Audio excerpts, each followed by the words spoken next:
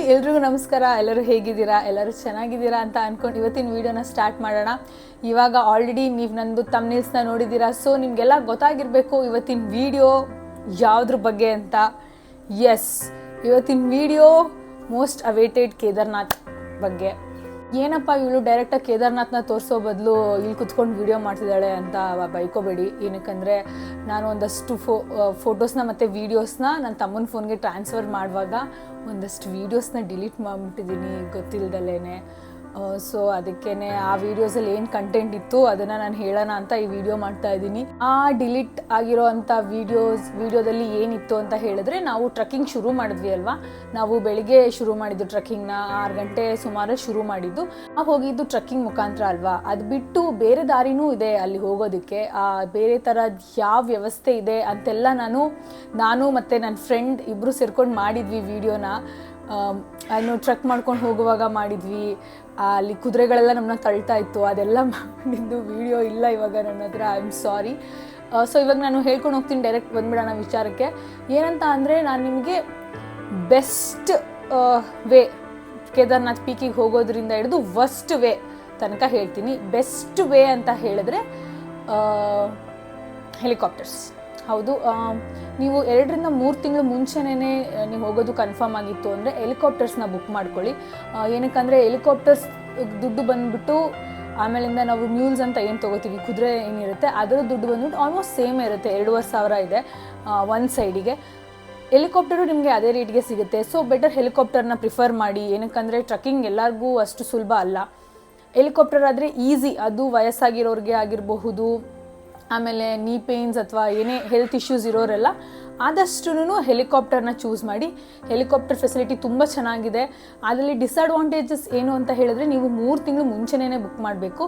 ಅದಾದಮೇಲೆ due to weather ಅದು ಯಾವಾಗಲಾದರೂ ಕ್ಯಾನ್ಸಲ್ ಆಗೋ ಥರದ್ದು ಇರುತ್ತೆ. ಮೇ ಬಿ ಅದನ್ನು ರೀಶೆಡ್ಯೂಲ್ ಮಾಡಿಕೊಡ್ತಾರೆ, ಇಲ್ಲ ಕ್ಯಾನ್ಸಲ್ ಮಾಡ್ತಾರೆ. ಸೊ ಅದೆಲ್ಲ ಒಂದು ಸ್ವಲ್ಪ ಅಡ್ಜಸ್ಟ್ ಮಾಡ್ಕೋತೀರಾ ಅಂತ ಅಂದರೆ ಖಂಡಿತವಾಗ್ಲೂ ಹೆಲಿಕಾಪ್ಟ್ರಲ್ಲಿ ಹೋಗಿ. That's the best way. Second best way ಅಂತ ಅಂದರೆ ಟ್ರಕ್ ಮಾಡ್ಕೊಂಡು ಹೋಗೋದಂತ ನನಗನ್ಸುತ್ತೆ. ಏನಕ್ಕಂದರೆ ಅದೊಂದು ಎಕ್ಸ್ಪೀರಿಯೆನ್ಸ್ ಇದೆ ಅಲ್ವಾ, ಟ್ರಕ್ಕಿಂಗ್ ಮಾಡ್ಕೊಂಡು ಹೋಗೋದು. ಅದಂತೂ ತುಂಬಾ ಚೆನ್ನಾಗಿದೆ. ತುಂಬಾ ಸುಸ್ತಾಗುತ್ತೆ, ಬಟ್ ಸ್ಟಿಲ್ ತುಂಬ ಚೆನ್ನಾಗಿದೆ ಆ ಎಕ್ಸ್ಪೀರಿಯೆನ್ಸು. ಅಲ್ಲಿ ಅಷ್ಟು ದೂರ ನಡ್ಕೊಂಡು ಹೋಗಬೇಕು. ಹತ್ತತ್ರ 24-25 ಕಿಲೋಮೀಟ್ರ್ ಮೇಲೇ ನಾವು ನಡೆದಿದ್ದೀವಿ. ಅದನ್ನ ನಡ್ಕೊಂಡು ಹೋಗೋದಿರಲಿ, ಆ ದಾರಿನಲ್ಲಿ ನಾವು ನೋಡ್ಕೊಂಡು ಹೋಗೋ ವ್ಯೂಸ್ಗಳಾಗಿರಲಿ, ಅದೆಲ್ಲ ತುಂಬಾ ಚೆನ್ನಾಗಿತ್ತು. ಸೊ ಟ್ರಕ್ಕಿಂಗ್ ಕೂಡ one of the best way. Trekking ಮಾಡೋದಾದರೆ ನೀವು ಅಗೇನ್ ರಿಸರ್ವೇಷನ್ ಮಾಡಿಸ್ಕೊಳ್ಳಿ. ಬೆಸ್ಟ್ ಅಂದರೆ ರಿಸರ್ವೇಷನ್ ಮಾಡಿಸ್ಕೊಳ್ಳೋದು. ರೀಚ್ ಆಗ್ತಿದ್ದಂಗೆ ಅಲ್ಲಿ ಚೆಕ್ ಮಾಡ್ತಾರೆ. ಸಾಫ್ಟ್ ಕಾಪಿ ಜೊತೆಗೆ ಒಂದು ಹಾರ್ಡ್ ಕಾಪಿನೂ ಇಟ್ಕೊಂಡಿರಿ, ಅಲ್ಲಿ ಕೇಳ್ತಾರೆ ಅವರು. ಸೊ ರಿಸರ್ವೇಷನ್ ಮಾಡಿಸ್ಕೊಂಡು ಹೋಗಿ. ಅದೇನಿಲ್ಲ, ಆನ್ಲೈನಲ್ಲೇ ರಿಸರ್ವೇಷನ್ ಮಾಡಿಸ್ಕೊಳ್ಳೋದು ಬರುತ್ತೆ. ರಿಸರ್ವೇಷನ್ ಮಾಡಿಸ್ಕೊಂಡು ಹೋಗ್ಬೋದು. ಇನ್ನೂ ಒಂದು ವೇ ಕುದುರೆ. ನಾನು ಆವಾಗಲೇ ಹೇಳ್ದಂಗೆ ಕುದುರೆನಲ್ಲಿ ನೀವು ಹತ್ಕೊಂಡು ಹೋಗ್ಬೋದು. ಅದಕ್ಕೆ 2,500 ತೊಗೋತಾರೆ. ನೀವು ಕೆಳಗಡೆಯಿಂದನೇ ತೊಗೊಳ್ತೀರಾ ಕುದುರೆನ ಅಂದರೆ. ಮೇಲ್ಗಡೆ ಹೋಗ್ತಾ ರೇಟ್ ಕಮ್ಮಿ ಆಗ್ತಾ ಹೋಗುತ್ತೆ. ಬಿಕಾಸ್ ಸ್ವಲ್ಪ ರೀಚ್ ಆಗ್ತಾ ಹೋಗಿರ್ತೀರ ಅಲ್ವಾ. ಸೊ ರೇಟ್ ಕಮ್ಮಿ ಆಗ್ತಾ ಹೋಗುತ್ತೆ. ಬಟ್ ಕುದುರೆ ಅದೇ ಹೇಳ್ತಾ ಇಲ್ವಾ, ಕುದುರೆ ಮೇಲೆ ಹತ್ಕೊಂಡು ಹೋಗೋದನ್ನು ನೋಡೋದಕ್ಕೆ ತುಂಬ ಕಷ್ಟವಾಗಿತ್ತು.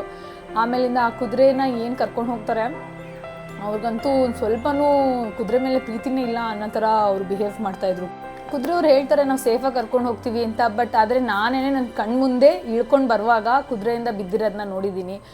ಕುದುರೆಗಳನ್ನ ತುಂಬಾ ಫೋರ್ಸ್ಫುಲಿ ಕರ್ಕೊಂಡು ಹೋಗ್ತಾ ಇರ್ತಾರೆ. ಅದಕ್ಕೆ ಬ್ಯಾಲೆನ್ಸೇ ಸಿಗ್ತಾ ಇರಲ್ಲ. ಅದಿನ್ನೂ ಒಂದು ಹೆಜ್ಜೆ ಇಟ್ಟೇ ಇರಲ್ಲ. ಅಷ್ಟರೊಳಗಡೆ ಎಳ್ಕೊಂಡು ಓಡ್ತಾ ಇರ್ತಾರೆ.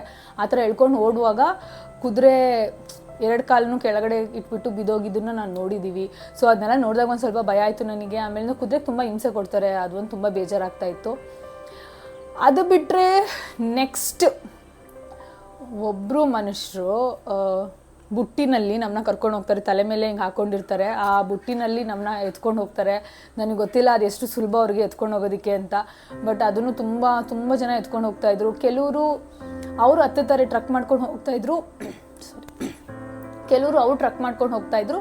ಅವ್ರ ಬ್ಯಾಗ್ಗಳೆಲ್ಲ ಏನಿತ್ತು, ನಾವು ಬ್ಯಾಗ್ ಕ್ಯಾರಿ ಮಾಡಬೇಕು. ಒಂದಿನ ಅಲ್ಲಿ ಸ್ಟೇ ಆಗ್ತೀವಿ ಕೇದಾರ್ನಾಥಲ್ಲಿ ಅಂದರೆ ನಾವು ಬ್ಯಾಗ್ ಕ್ಯಾರಿ ಮಾಡಬೇಕು. ಅದರಲ್ಲಿ ಒಂದು ದಿನದ ಕಂಪ್ಲೀಟ್ ಎಸೆನ್ಷಿಯಲ್ಸ್ನ ಇಟ್ಕೊಂಡು ನಾವು ಕ್ಯಾರಿ ಮಾಡಬೇಕು. ಸೊ ಆ ಥರ ಇದ್ದಾಗ ಅವ್ರೇನು ಮಾಡ್ತಿದ್ರು, ಬ್ಯಾಗ್ಗಳನ್ನ ಅವ್ರಿಗೆ ಕೊಡ್ತಾಯಿದ್ರು ಬುಟ್ಟಿ ಒಳಗಡೆ ಎತ್ಕೊಂಡು ಹೋಗೋದಕ್ಕೆ ಅಂತ. ಕೆಲವರು ಅವ್ರೇನು ಇಟ್ಕೊಂಡು ಹೋಗ್ತಾಯಿದ್ರು. ಅದು ಒಂದು ಆಪ್ಷನ್ ಇದೆ ನಿಮಗೆ. ಅದಕ್ಕೆ ಕಾಸ್ಟೂ ಅಷ್ಟೇ. ಅವ್ರು ಆಲ್ಮೋಸ್ಟ್ ಅಷ್ಟೇ ತೊಗೋತಾರೆ, 1,700 ಹಂಗೆ ತೊಗೊಳ್ತಾರೆ ಅಲ್ಲಿ. ಅದೂ ಅಷ್ಟೇ. ಸ್ವಲ್ಪ ಬೇಜಾರಾಗುತ್ತೆ ಆ ಥರ ಒಬ್ಬರು ಪರ್ಸನ್ ನಮ್ಮನ್ನ ಎತ್ಕೊಂಡು ಹೋಗೋ ಥರ ಇದ್ದರೆ.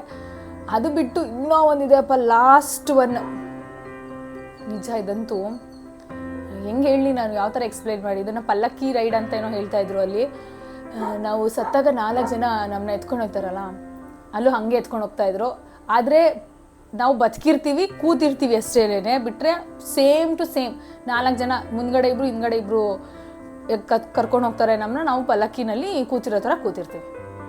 ಸೊ ಇಷ್ಟು ವೇಸ್ ಇದೆ ನಿಮಗೆ ಕೇದಾರ್ನಾಥ್ ಪೀಕ್ನ ರೀಚ್ ಆಗೋದಕ್ಕೆ.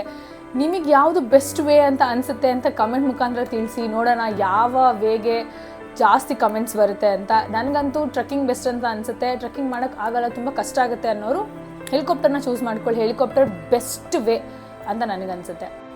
ನಿಮಗೆ ಇನ್ನೊಂದು ವಿಚಾರ ಹೇಳೋದಾದರೆ, ಆನ್ ದಿ ವೇ ನಾವೇನು ಟ್ರೆಕ್ ಮಾಡ್ಕೊಂಡು ಹೋಗ್ತೀವಿ ಆ ದಾರಿನಲ್ಲಿ ನಮಗೆ ಊಟ ತಿಂಡಿ ಎಲ್ಲನೂ ಸಿಗುತ್ತೆ, ಎಲ್ಲ ವೆಜ್. ಅಲ್ಲಿ ಸುತ್ತಮುತ್ತ ಎಲ್ಲೂ ನಮಗೆ ನಾನ್ ವೆಜ್ ಸಿಗೋಲ್ಲ, ವೆಜ್ ಊಟಗಳು ಸಿಗುತ್ತೆ. ಅದೇ ಊಟಗಳಂತ ಅಂದರೆ ಪರೋಟ, ಆಮೇಲೆ ಅನ್ನ ಸಾರು ಸಿಗುತ್ತೆ, ದಾಲ್ ಮತ್ತು ರೈಸ್ ಸಿಗುತ್ತೆ. ಅಷ್ಟು ಚೆನ್ನಾಗಿರಲ್ಲ, ಬಟ್ ನಾವು ಅಲ್ಲೆಲ್ಲ ಅಷ್ಟೊಂದು ಎಕ್ಸ್ಪೆಕ್ಟ್ ಮಾಡೋಕ್ಕಾಗಲ್ಲ. ಊಟ ತಿಂಡಿ ವಾಶ್ರೂಮ್ ಅದಲ್ಲೆಲ್ಲ ತುಂಬ ಕಾಂಪ್ರಮೈಸ್ ಆಗಬೇಕಾಗುತ್ತೆ. ನಾವು ಇಲ್ಲಿ ವಾಶ್ರೂಮ್ ಫೆಸಿಲಿಟಿನೂ ನಮಗೆ ಚೆನ್ನಾಗೇ ಇದೆ. ಒಂದಷ್ಟು ಕಿಲೋಮೀಟರ್ಸ್ಗೆ ಒಂದು ಅಂತ ವಾಶ್ರೂಮ್ಸ್ ಇದೆ. ವಾಶ್ರೂಮ್ಸ್ ತುಂಬ ನೀಟಾಗಿದೆ ಅಂತ ನಾನು ಹೇಳೋಕ್ಕಾಗಲ್ಲ. ಆ್ಯಂಡ್ ನೀವು ಅಲ್ಲಿ ಎಕ್ಸ್ಪೆಕ್ಟು ಮಾಡಬೇಡಿ ತುಂಬ ನೀಟಾಗಿ ಸಿಗುತ್ತೆ, 5 ಸ್ಟಾರ್ 3 ಸ್ಟಾರ್ ಥರ ಎಲ್ಲ ನಮಗೆ ವಾಶ್ರೂಮ್ ಸಿಗುತ್ತೆ, ಊಟ ಸಿಗುತ್ತೆ ಅಂತೆಲ್ಲ ಎಕ್ಸ್ಪೆಕ್ಟ್ ಮಾಡಬೇಡಿ. ಅವ್ರಿಗೂ ತುಂಬ ಕಷ್ಟ. ಅಲ್ಲಿ ಪ್ರತಿಯೊಂದು ಐಟಮ್ನು ಅವ್ರ ಮೇಲ್ಗಡೆ ತೊಗೊಂಡೋಗಿ ಕುದುರೆ ಮೇಲೆ ಹಾಕ್ಕೊಂಡು ಪ್ರತಿಯೊಂದು ಐಟಮ್ನು ಅವರಲ್ಲಿ ತೊಗೊಂಡೋಗಿ ಅವರಲ್ಲಿ ಕುಕ್ ಮಾಡಿ ಕೊಡಬೇಕು ನಮಗೆ. ಸೊ ಅದಷ್ಟು ಈಸಿ ಇಲ್ಲ.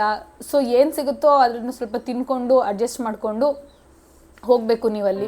ಕೆಲವು ಕಡೆ ತುಂಬಾ ಕಷ್ಟ ಇತ್ತು ಕ್ರಾಸ್ ಮಾಡೋದು, ಅಂದರೆ ವಾಟರ್ಫಾಲ್ಸ್ ಬಂದು ಹೋಗಿರುತ್ತಲ್ಲ, ವಾಟರ್ಫಾಲ್ಸ್ ಹಿಂಗೆ ಹೋಗಿದೆ ಅಂದರೆ ಇಲ್ಲಿ ಹೋಗ್ಬೇಕಿರುತ್ತೆ ನಾವು. ಆ ಟೈಮಲ್ಲಿ ಒಂದು ಸ್ವಲ್ಪ ಕಷ್ಟ ಆಗುತ್ತೆ ಕ್ರಾಸ್ ಮಾಡೋದಕ್ಕೆ, ಒಂದು ಸ್ವಲ್ಪ ಹುಷಾರಾಗಿ ನೋಡಿಕೊಂಡು ಕ್ರಾಸ್ ಮಾಡಬೇಕು. ಆಮೇಲೆ ದಾರಿ ಮಧ್ಯ ಒಂದಷ್ಟು ವಾಟರ್ಫಾಲ್ಸ್ಗಳು ಸಿಗುತ್ತೆ ನಮಗೆ. ಆಮೇಲಿಂದ ಲ್ಯಾಂಡ್ ಸ್ಲೈಡ್ ಆಗಿರೋದನ್ನೆಲ್ಲ ನೋಡ್ಬೋದು ನಾವಲ್ಲಿ. ಇದಿಷ್ಟೇ ಮಿಸ್ ಆಗಿದ್ದು ಆ ವಿಡಿಯೋಸಲ್ಲಿ.